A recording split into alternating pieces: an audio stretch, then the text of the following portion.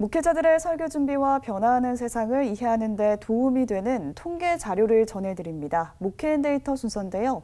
오늘은 비대면 시대의 일반 교회와 가정 교회에 대해 알아보겠습니다. 목회데이터 연구소 김진양 부대표 나오셨습니다. 어서 오세요. 네, 안녕하세요. 네, 먼저 오늘 설문조사를 살펴보기 전에 일반 교회와 가정 교회의 차이점부터 짚고 갈게요. 가정 교회란 정확히 어떤 형태의 교회를 말하는 건가요?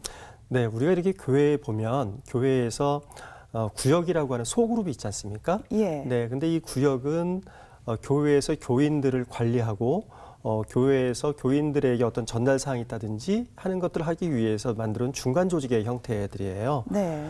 근데 이제 가정교회라고 하는 거는 교회 안에서 이제 같은 구역과 같은 형태인데 그 구역과 같지만 공동체성이 훨씬 더 강화되고요.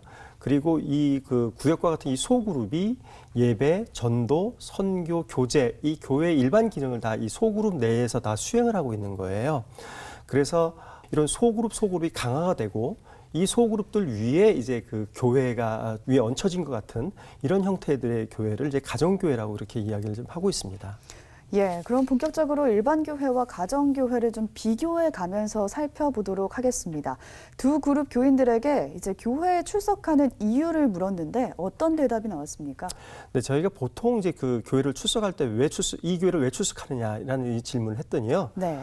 보통의 교회에서는 목회자 설교 내용이 좋다 이렇게 응답한 비율이 41%가 나왔습니다. 그리고 두 번째로 응답된 것이 가족이 다닌다. 이게 34%였고요. 그리고 교회가 지향하는 가치가 좋다가 36%, 거리가 가깝다가 29%가 나왔어요.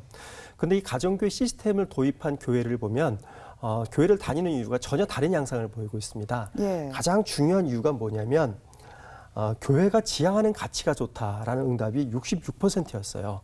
그러니까 가정교회를 다니는 분들은 가정교회를 선택하는 이유가 교회의 가치가 마음에 들어서 선택한 이유가 제일 높았죠.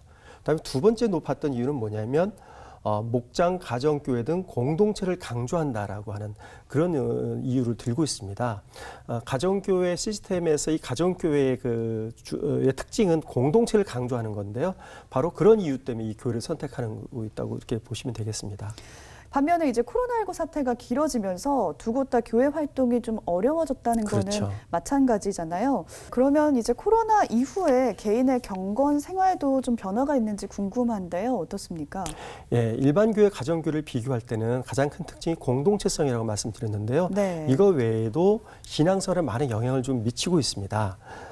저희가 이번 조사를 했더니요. 일반 교회에서 기도하는 시간이 코로나 이전과 이후를 비교하라 그랬을 때 코로나 이전보다 늘어났다가 18%였고요. 코로나 이전보다 줄었다가 13%였어요. 네. 그런데 이 기도하는 시간을 가정교회는 코로나 이전보다 늘어났다가 25%였고요. 코로나 이전보다 줄었다가 17%였습니다.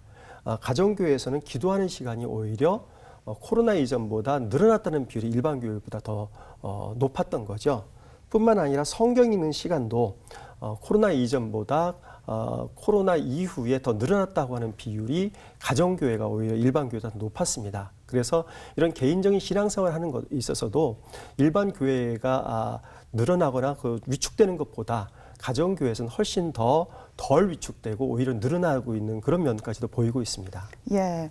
오늘 이렇게 살펴본 통계가 비대면 시대에 우리에게 시사하는 바가 있다면 어떤 게 있을까요?